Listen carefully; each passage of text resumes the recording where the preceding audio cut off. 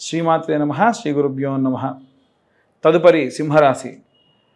సింహరాశి వారికి సంబంధించి 12వ స్థానంలో గురుగ్రహ సంచారం, చంద్రగ్రహ సంచారాలు చేయడం వలన వీరికి కొన్ని రకాలైనటువంటి చిన్న చిన్న ఖర్చులతో కూడినటువంటి ఇబ్బందులు రావచ్చు.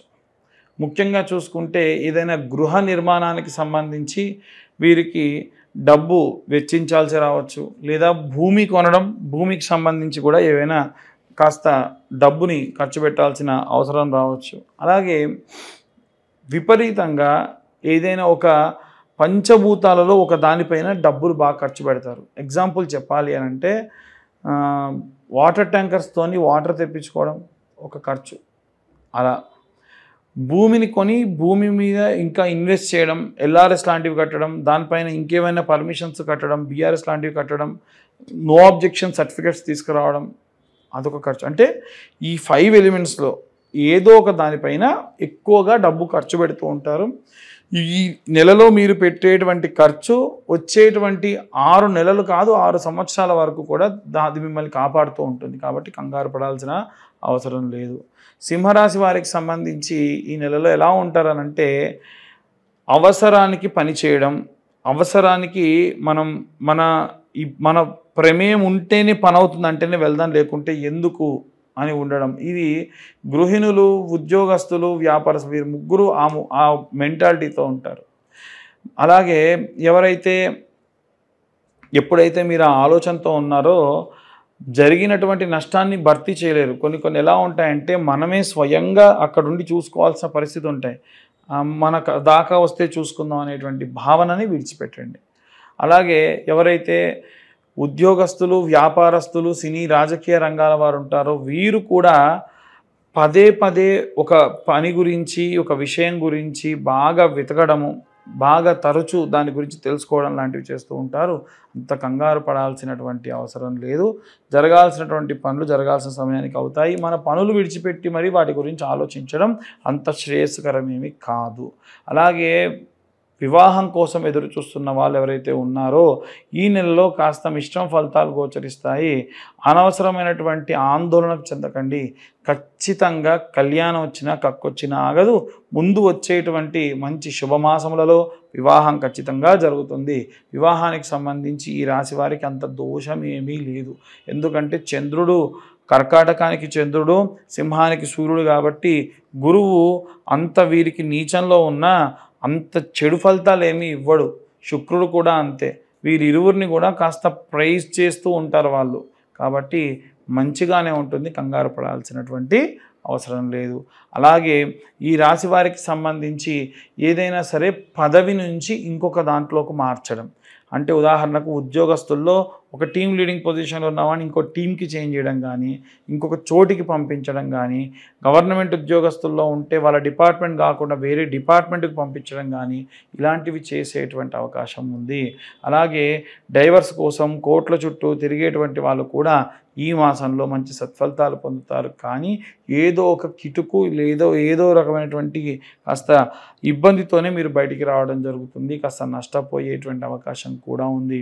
అలాగే ఈ రాశి వారికి సంబంధించి చేతి వృత్తులు, కుల వృత్తులు, రైతులు ఎవరైతే ఉన్నారో నిత్యం మీ గ్రామదేవతను ఆరాధన చేయండి.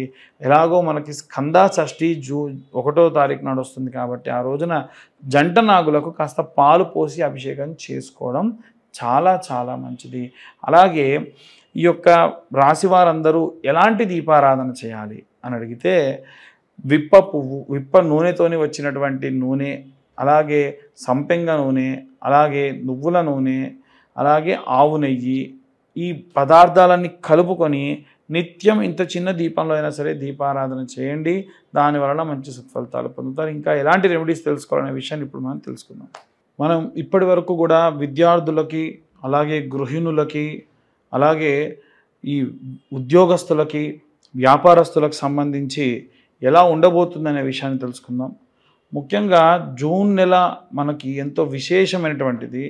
జూన్ నెలలో జూన్ 1వ తారీఖు స్కంద షష్ఠి, అలాగే 3వ తారీఖు వచ్చేసి మనకు ధూమావతి అమ్మవారి యొక్క జయంతి, 6వ తారీఖు నిర్జల ఏకాదశి, దాంతోపాటుగా గాయత్రి మాత యొక్క జయంతి కూడా. కాబట్టి విశేషమైనటువంటి ఈ నెలలో మనము ఏ ఏ దేవతారాధన ఏ విధంగా చేసుకోవాలనే విషయాన్ని ఇప్పుడు చూసుకున్నట్టయితే, ఇంట్లో ఉండేటువంటి గృహిణులు నెలంతా కూడా వీలైతే వారికి మెన్సెస్ ప్రాబ్లం ఉన్న రోజులు తప్ప మిగిలిన రోజులలో ధూమావతి అమ్మవారికి కానీ గాయత్రి మాతకి కానీ, అంటే మీరు గాయత్రి మంత్రం చదవాలని కాదు కానీ అలా అమ్మవారికి సంబంధించి శ్లోకం ఉంటుంది, ఆ గాయత్రి మాత యొక్క శ్లోకాన్ని చదువుకున్న విశేషమైనటువంటి సత్ఫలితాలు పొందుతారు.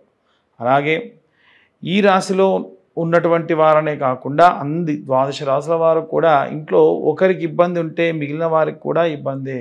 కనుక మనం చూసుకున్నట్టయితే ఈ ద్వాదశ రాశులలో కూడా అర్ధాష్టమ శని దోష ప్రభావం వలన మిథున రాశి వారు, అష్టమ శని దోషం వలన తులారాశి వారు, అలాగే ఏలిన నాటి శని ప్రభావం వలన ఉన్నటువంటి మకర కుంభ మీన ఇప్పుడు వచ్చేటువంటి రోజులలో మేషరాశి వారికి ఇబ్బంది ఉంది. అంటే ఉన్న 12 రాశులలో 6 రాశుల వారికి కూడా ఈ యొక్క శనిగ్రహం వలన వచ్చేటువంటి కాస్త ఇబ్బందులు ఉన్నాయి.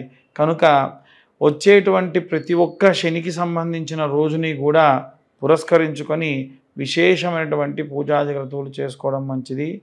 ఈ నెల ప్రారంభానికంటే ముందే మనకు అమావాస్య అంటే వైశాఖ అమావాస్య నాడు విశేషంగా శని జయంతి ఉంది. ఆ రోజున తిల తైల అభిషేకములు కూడా ఆచరించడం ఎంతో ఎంతో శ్రేష్టము.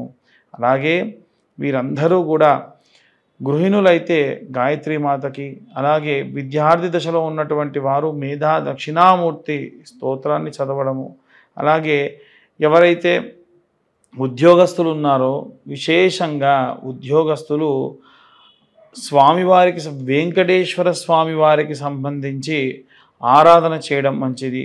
వ్యాపారస్తులందరూ కూడా మహాలక్ష్మి, మహాకాళి, మహాసరస్వతి అమ్మవార్లను ఈ నెలంతా కూడా అర్చించడం, పూజించడం విశేష సత్ఫలితాలు పొందుతారు. అలాగే మనకి ఎవరైతే సినిమా రాజకీయ రంగాల్లో ఉన్నటువంటి వారు ఉంటారో వీలైనంత వరకు కూడా డైమండ్ రింగ్ని ధరించడం ఈ నెలలో వారికి విశేషమైన సత్ఫలితాలు పొందే అవకాశం కనిపిస్తుంది. అలాగే ఎవరైతే ఈ యొక్క రైతులు, చేతి వృత్తులు, కుల వృత్తులు చేసేటువంటి వారు ఎవరైతే ఉన్నారో వారు విశేష సత్ఫలితాలు పొందవచ్చు. భూమిని నమ్ముకొని పూజ చేస్తున్నారు కాబట్టి స్కందాషష్ఠి అంటే జూన్ 1వ తారీఖు నాడు వీలైతే కాస్త కందులు తీసుకొని మీ యొక్క భూమి సాగు జరుగుతున్న పొలం 4 మూలలా కూడా కందులు వేయడం వల్ల విశేష సత్ఫలితాలు పొందే అవకాశం ఉంది. అలాగే ఎవరైతే చేతి వృత్తులు, కులవృత్తులు చేస్తూ ఉంటారో వారి కులదేవతారాధన మరువకుండా మానకుండా పూజాధికతులు ఆచరించడం మంచిది. అలాగే ఎవరైతే విదేశాలకు ప్రయాణం అవుతూ ఉన్నారో ఆ విదేశాలకు వెళ్ళేటువంటి వాళ్ళు ప్రసన్న మహాకాళి దేవాలయంలో కుంకుమార్చన గావించి ఆ కుంకుమ వారితో అందుకొని వెళ్ళడం విశేష సత్ఫలితాలు పొందే అవకాశం ఉంది. కోర్టు గొడవలు, చికాకుల్లో ఉన్నటువంటి వారు చండీ హోమాన్ని ఆచరించడం ఎంతో మంచి సత్ఫలితాన్ని పొందుతారు. అలాగే ఎవరైతే ఈ యొక్క వేరే రాష్ట్రానికి లేదా వేరే ప్రాంతానికి వెళ్ళిపోయి అక్కడ స్థిర నివాసం ఏర్పరచుకోవాలి అనుకుంటూ ఉన్నారో వారు కూడా ఆరోగ్యానికి సంబంధించి అశ్రద్ధ చేయకుండా ప్రయాణాలు కావించడం మంచిది. పిల్లలు దగ్గర లేకుండా వృద్ధాప్యంలో ఉన్నటువంటి వారు కూడా వీలైనంత వరకు నిత్యము కాలభైరవాష్టకాన్ని చదవడం మంచి సత్ఫలితాలు పొందేటువంటి అవకాశం ఉంది. ఇవన్నీ కూడా గోచార రీత్యా చెప్పేటువంటి విషయములు మాత్రమే. పూర్తిగా మీ జాతకం విశ్లేషణతో మీకు తెలుసుకోవాలి అనుకుంటే మీ పేరు, date of birth, time, place కింద ఉన్న నెంబర్కి వాట్సాప్ చేయండి. పూర్తిగా జాతకం విశ్లేషణతో మీరు తెలుసుకోవచ్చు. ఇవన్నీ కూడా గోచార రీత్యా చెప్పేటువంటి విషయములు మాత్రమే. మాకు డేట్ ఆఫ్ బర్త్ టైం తెలియదండి అనుకున్న వారు నిర్మోహమాటంగా గోచార రీత్యా మేము చెప్పే రెమెడీస్ పాటిస్తే సరిపోతుంది. ఎవరైనా మీ డేట్ ఆఫ్ బర్త్ టైం తెలియకుండా చెబుదామని ప్రయత్నించినా నమ్మకండి, అది కరెక్ట్ కాదు. అలాగే చాలామంది గత వీడియోలో మేము చెప్పిన విధంగా ఈ యొక్క కరుంగలి మాలలు స్వామివారి యొక్క అభిషేకంలో అలాగే చండీ హోమంలో ఉంచి ఇవ్వడం జరుగుతుంది. ప్రతి సోమవారం రుద్రాభిషేకంలో ఉంచి కరుంగలి మాలలు ఇవ్వడం జరుగుతుంది. ఆసక్తి కలవారు కింద ఉన్న నెంబర్కు కాల్ చేయొచ్చు. 1116 మాత్రమే ఛార్జ్ చేయడం జరుగుతుంది. కొరియర్ ఛార్జెస్ ఎక్స్ట్రా 100 రూపీస్ ఉంటాయి. సర్వే జన సుఖినో భవంతు. స్వస్తి.